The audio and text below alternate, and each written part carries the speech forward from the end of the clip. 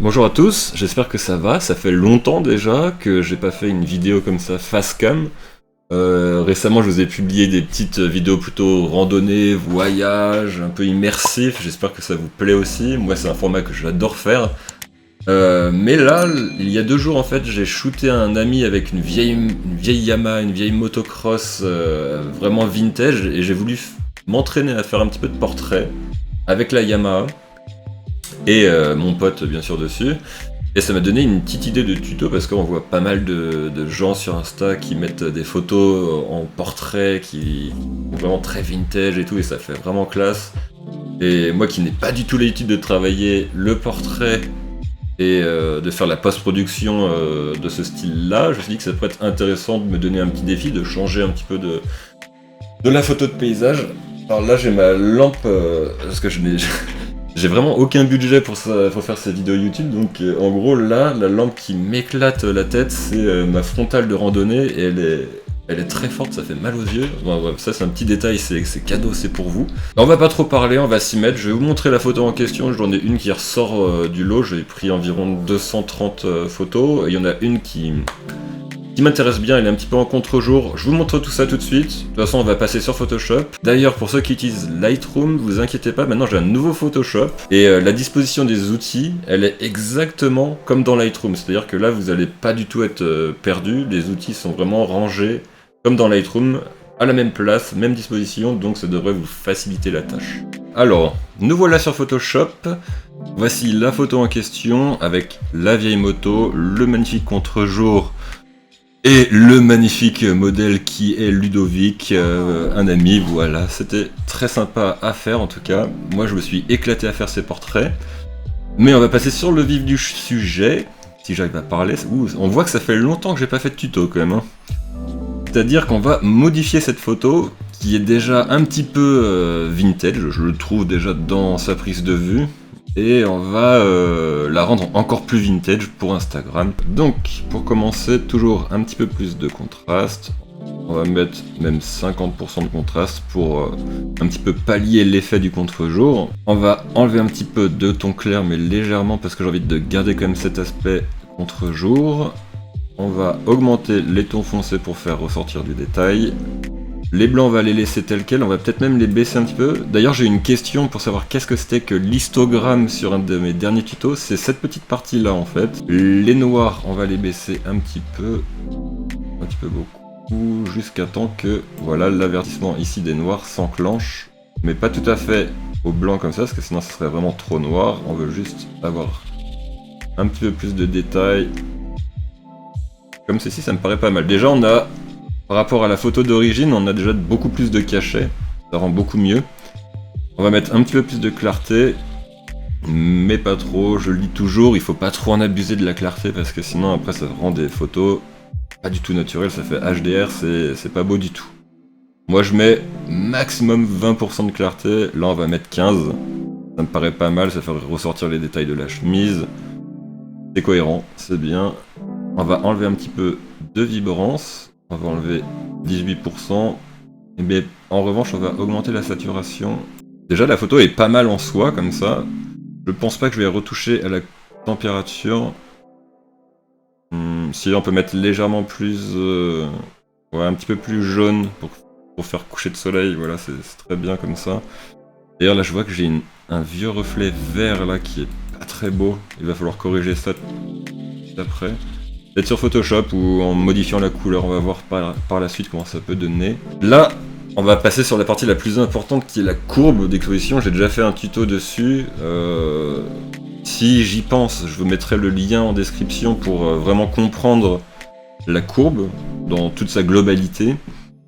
Mais pour un effet vintage, il va falloir vraiment exagérer sur les paramètres de la courbe. Déjà, on va mettre les 3 points comme on a l'habitude de le faire, et comme je vous ai expliqué dans le précédent tuto, on va augmenter un petit peu les blancs, on va laisser les gris à ce niveau-là, on va baisser légèrement les noirs, mais très très légèrement. Et là, très important, on va glisser le point d'extrémité vraiment haut. Et vous voyez, ça fait que les noirs sont vraiment grisâtres, et ce qui donne un look très très vintage, et c'est ce qu'on aime. Peut-être pas trop comme ça, ou on va augmenter un petit peu les gris. Voilà. Et en plus, ça a pour avantage de faire ressortir l'effet de contre-jour. On a l'impression vraiment que c'est un effet beaucoup plus global que sur la photo qu'on avait d'origine. Donc voilà, comme ça me paraît pas trop mal. Et pour le dernier petit tips, on va baisser à contrario les blancs pour qu'ils deviennent un petit peu gris. L'avantage aussi, c'est que du coup, là, vous voyez qu'on n'a plus aucun avertissement de blanc cramé ou de noir vraiment noir avec aucun détail dedans. Pour les mélanges de couleurs, du coup, là, je vais essayer déjà de corriger ce petit reflet vert que je trouve pas très beau. D'ailleurs, c'était blessé le doigt, là, c'est pas ouf, on voit le pansement, j'avais pas remarqué au départ quand j'ai pris la photo. Du coup, pour corriger les verts, on va les mettre un petit peu au maximum, même orange, ça fera plus coucher de soleil. On va baisser la saturation et on va baisser un petit peu la luminosité. Voilà, déjà on le remarque moins, je trouve ça plus sympa, plus joli. Pour ce qui est du traitement des couleurs, on va essayer de garder deux couleurs principales. Là sur cette photo, je vois qu'il y a le rouge qui ressort bien de la moto, qu'il faut garder. Il y a un petit peu de bleu. Alors, du coup, on va essayer de jouer avec les teintes orange et bleu. De toute façon, comme j'en ai l'habitude de faire sur mes photos, j'essaie de garder toujours deux couleurs principales. Donc pour le rouge, on va augmenter un petit peu la saturation. Non, j'hésite. On va peut-être la baisser. On va aller vraiment dans le style vintage à fond. On va augmenter un petit peu la luminosité pour faire ressortir les détails. On va pas toucher à la teinte. On va garder vraiment naturel. Pour ce qui est du orange, on va le laisser naturel. Juste baisser un petit peu la saturation et augmenter la luminosité. Ça va plus faire ressortir le sujet. Faut que je trouve le bon réglage. Peut-être comme ça peut faire pas mal. C'est pas mal du tout. Là j'aime bien, ça commence à prendre une belle tournure. Le blanc va augmenter la saturation légèrement. Augmenter aussi un petit peu la luminosité. Voilà. On va pas toucher la teinte, peut-être mettre un petit peu plus cyan, comme ceci. Pour ce qui est du violet, moi je le mets toujours à fond dans les bleus. Je trouve que ça uniformise plus l'image. Et je remets avant-après. Hop. Voilà, là déjà, il y a plus de bleu en fait qui est mis en avant et c'est ce que je préfère. Et on va augmenter d'ailleurs un petit peu la saturation. Là déjà les couleurs sont pas mal, mais on va essayer de pousser encore la post-production au maximum. Je vais regarder si je peux pas étalonner un petit peu les couleurs. Voilà, on va les rendre un petit peu plus rouge, comme ça, en augmentant un peu la saturation peut-être. Non, en diminuant la saturation. Il faut faire vraiment attention avec ces outils parce qu'on peut vite se perdre. Et on va vraiment au maximum comme ça. Ce qui est vraiment cool, c'est que ça rend bien en fait. Genre c'est ça qui est un peu frustrant, c'est que ça peut rendre bien, mais tout de suite dénaturer l'image d'origine et partir dans quelque chose de pas du tout naturel. Je remets les réglages par défaut. Je vais mettre un petit filtre du coup au niveau du soleil pour augmenter un petit peu la lumière. On va augmenter les tons clairs très légèrement. Je vais repositionner un petit peu mon filtre comme ceci et je vais à l'inverse, normalement pour corriger le ciel on met la correction du voile comme ça, mais là je vais la baisser, qui va permettre d'avoir un petit halo, voilà, et ça c'est intéressant, moi j'aime bien, et en plus ça fait vraiment vintage, là si on le fait à fond c'est encore mieux, mais on va pas trop en abuser, on va faire ça juste comme ça pour faire ressortir un petit peu le sujet en floutant un peu l'arrière-plan. D'ailleurs en parlant de flouter l'arrière-plan, excusez-moi, on voit que ça fait longtemps que j'ai pas fait de tuto. Hein. On va enlever un petit peu de clarté, mais très légèrement comme ceci. Voilà, c'est déjà pas mal là. C'est pas mal du tout. On va forcer un petit peu le sujet. Hop, je mets grossièrement un petit peu de pinceau sur le sujet. Je vais juste chercher à baisser un petit peu les tons foncés, très légèrement, augmenter un petit peu les blancs. C'est vraiment du détail, mais c'est ce qui va permettre à une photo de se démarquer des autres. Voilà, c'est très bien. On va retravailler un petit peu le visage. Je vais mettre le masque pour voir où est-ce que je travaille. Ok, ça c'est bien. Et pareil, je vais augmenter un petit peu les tons clairs, baisser les tons foncés. Non, je vais augmenter un petit peu les tons foncés, mais très légèrement, et baisser les noirs pour remettre un petit peu plus de contraste et enlever cet effet de halo sur le visage, parce que j'ai envie quand même qu'il ressorte bien.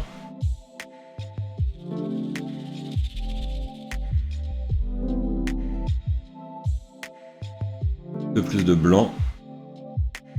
Et on va augmenter la clarté.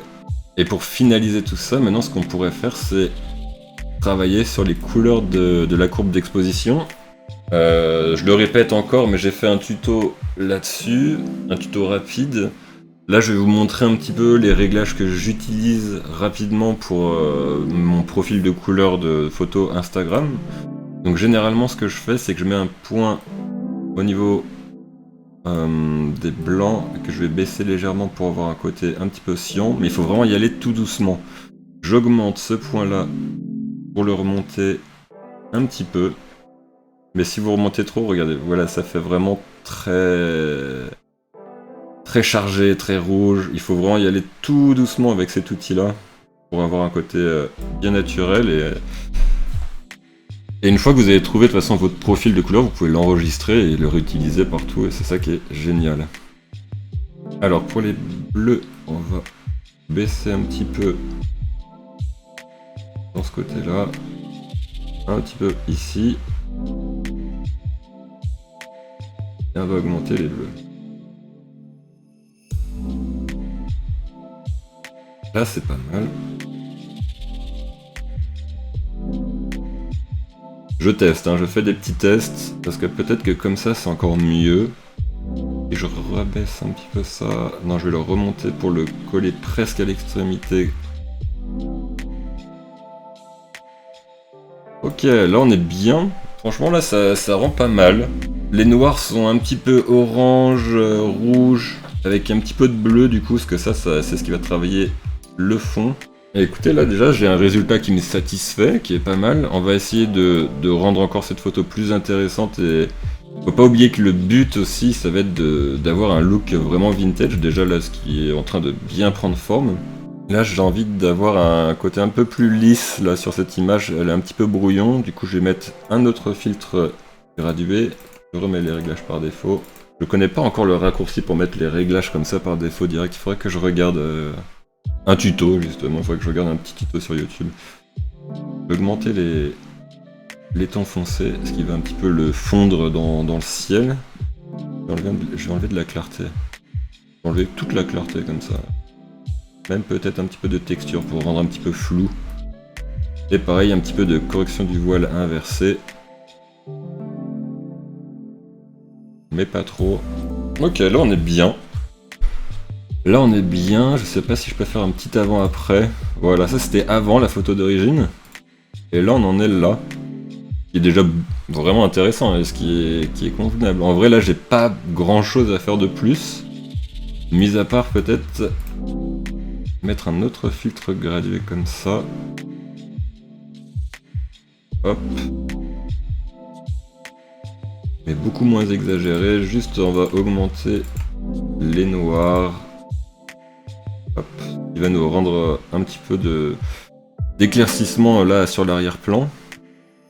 Je vais le repositionner correctement parce que là je me rends compte qu'il est vraiment pas du tout sur la trajectoire de la lumière d'origine.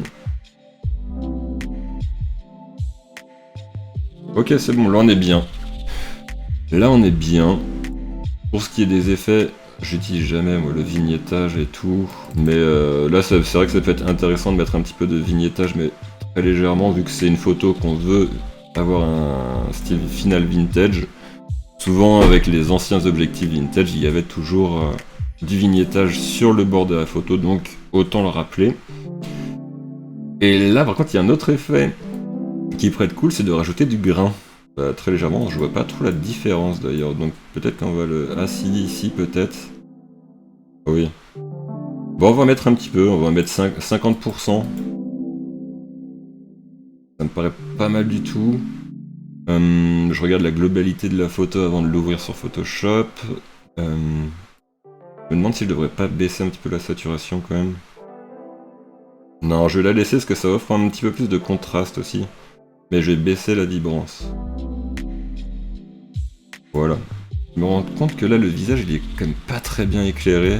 Je vais remettre un filtre comme ça. Et on va mettre un petit peu plus de luminosité. Voilà, juste pour accentuer un peu cette ligne-là.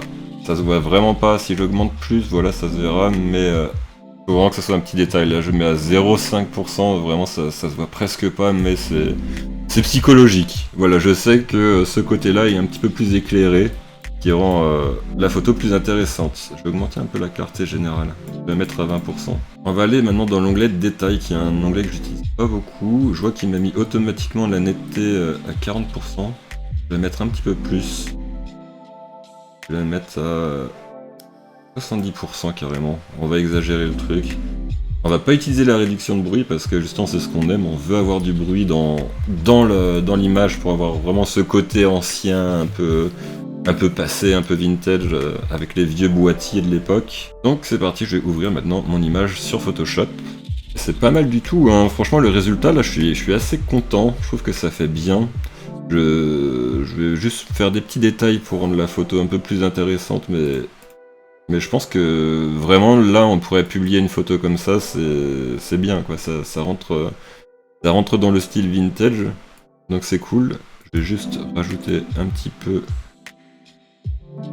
de lumière là au niveau du front. Hop.